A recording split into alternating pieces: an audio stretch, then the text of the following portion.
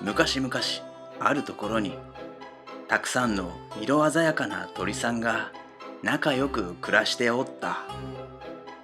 鳥さんたちの大好物はおいしいおいしいお魚。お腹がすくと決まってカワウソくんのお家を訪ねた。カワウソくん、カワウソくん、またいつものお魚ちょうだいな。いいよ鳥さん、今日も君の大好物のお魚を用意しておいたから、ちょっと待っててね。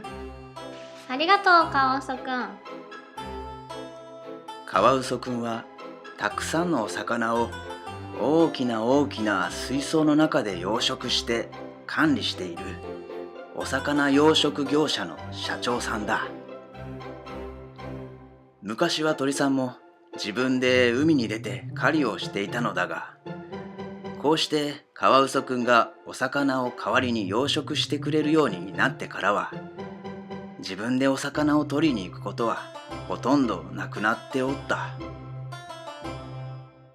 だんだん怠け癖がついた鳥さんたちはもうお魚の取り方を忘れてしまい、運動不足でぷくぷく太ってしまったせいか、いつしか空も飛べなくなっておった。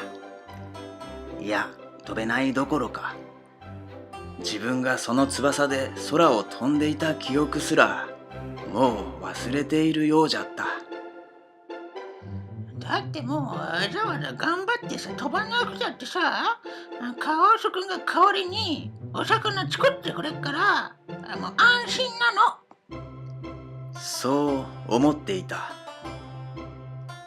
ただ困ったことが一つだけ。水槽の中のお魚はいつも少しだけ足りなかった。だからお魚をお腹いっぱい食べられる鳥さんもいれば、たまにしか食べられない鳥さんもおった。次第に仲の良かった鳥さんたちもお魚の取り合いを始め、仲が悪くなっていった。鳥さんの中でも人一倍のろまののび太くんはいつもお魚をもらえずに苦しんでおった。するとそれを見たずる賢いスネ夫くんは、自分一人では食べきれない量のお魚を先に独り占めしておいて、のろまののび太くんにこう言った。いやいのび太、お魚あげるから俺の言うこと聞きよ。のび太くんは仕方なくスネ夫くんの言うことを聞いて、代わりにお魚をもらうという関係ができていたのだった。お魚をたくさん持ってる鳥さんが絶対だった。偉いような気すらしたし、なぜだか逆らえなかった。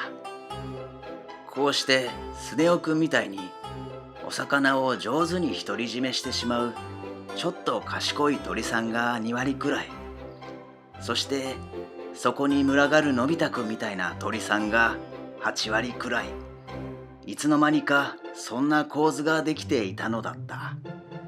でもやっぱりどう考えても全体の鳥さんの数に対してお魚の数が足りない。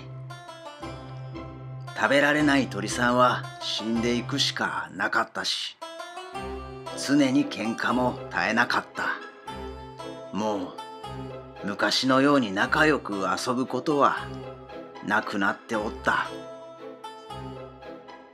そんな時、鳥さんたちの中でも一番頭のいい出来すぎくんがあることを思い出した。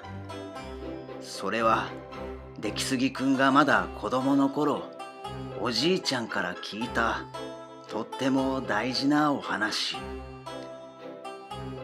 このままお魚のことばかりを考えて、お魚のために争って殺し合いまで始める鳥さんまで出てくるありさまを見て、必死に考えておったら思い出したお話だった。これしかない。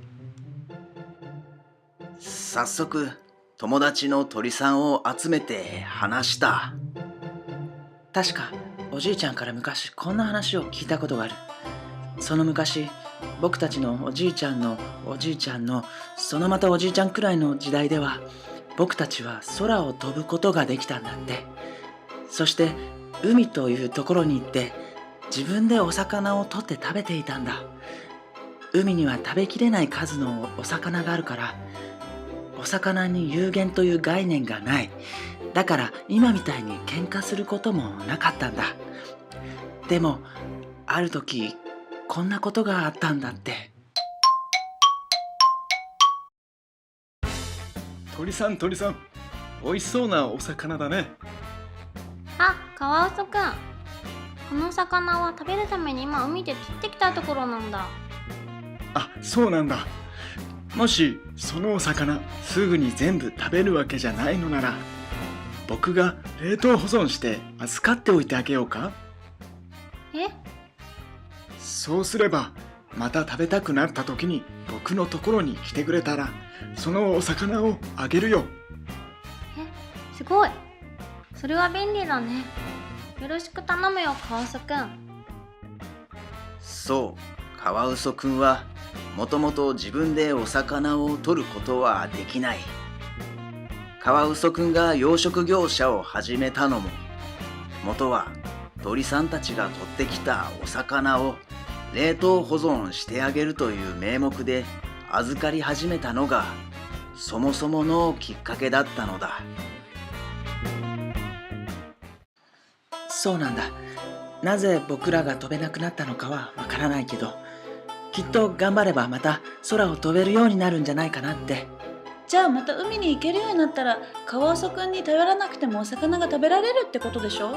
そうすればもう喧嘩することもなくなるでしょ。だから僕たちがやるべきことはお魚を取り合うことじゃない。この翼で飛ぶことを思い出すことなんだ。すごいよ、出来すぎくん。ノルマの僕が空を飛ぶなんてまだ想像もできないけど、でもこのまま毎日スネ夫くんの言いなりになるのは嫌なんだ。のび太くんだってきっとできるよ。よし、みんなで空を飛ぶ練習をしよう。そんな鳥さんたちの話を茂みに隠れてこっそり盗み聞きする影が。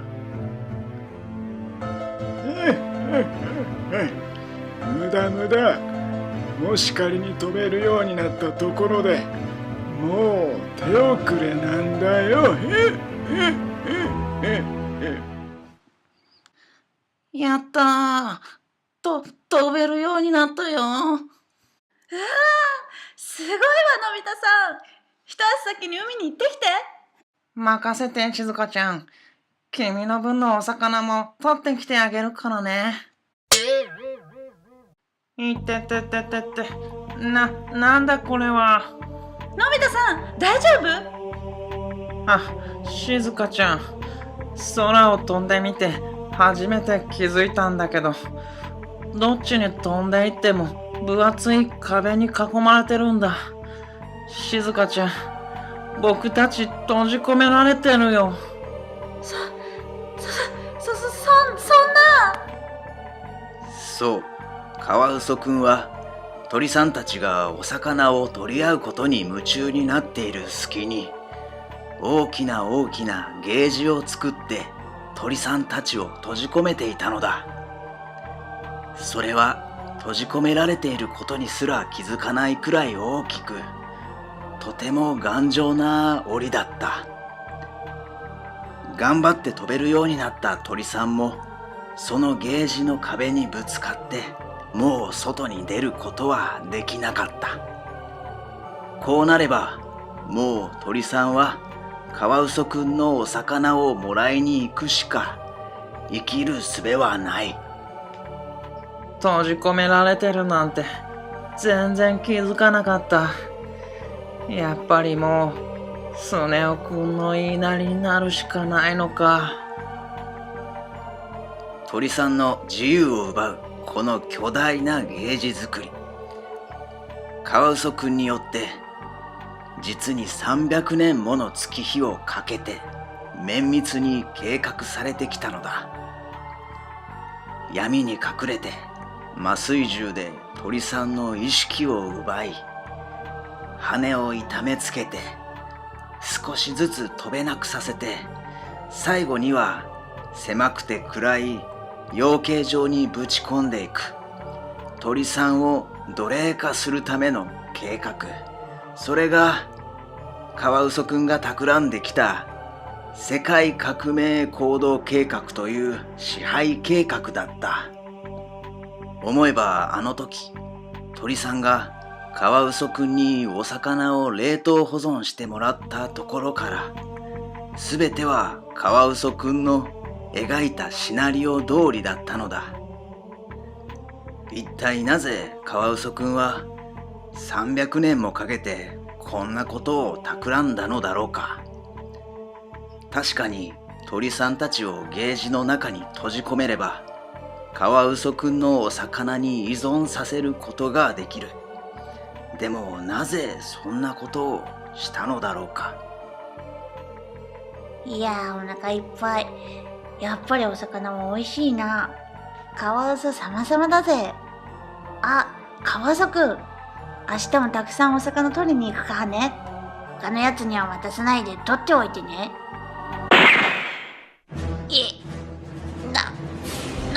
なんでカワウソくん。まるまると太った鳥さん、一丁上がり。そう、カワウソくんの表の顔はお魚の養殖業者だが、そこには裏の顔があった。その実態とは、野生の鳥の狩猟業者であり、その鶏肉直営販売店を運営する闇の秘密結社だったのだ。つまり野生の鳥を狩りやすくするために、うまくゲージの中に囲い込み、ある程度の自由を与えながら巧みに管理して、鶏肉をいつでも調達しやすい状況を作り上げたのだ。そしてこの鶏肉を買いに来る顧客の正体とは、カワウソくんに鳥さんを支配する世界革命行動計画を実行させるようにそそのかした張本人でもある真の黒幕。カワウソ。あ、毎度です。今日も新鮮な鶏肉仕入れてますよ。さあ、どうぞどうぞ。カワウソくんを使って鶏肉を手に入れ、むさぼり食う黒幕の正体、それは体温の通わない AI ロボット、人工知能だったのだ。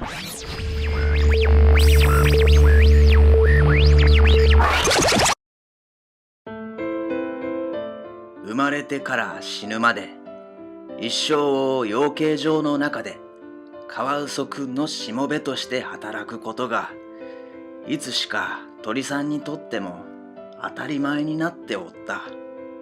そこにはもう大空を自由に飛び回っていた鳥さんたちの美しいさえずりは聞こえなかった。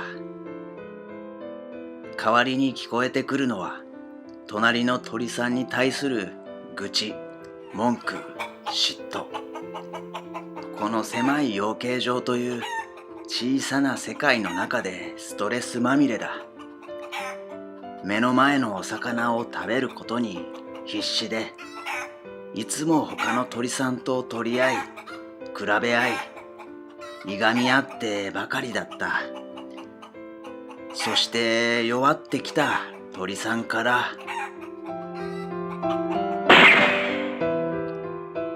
順番に鶏肉として出荷されていく運命。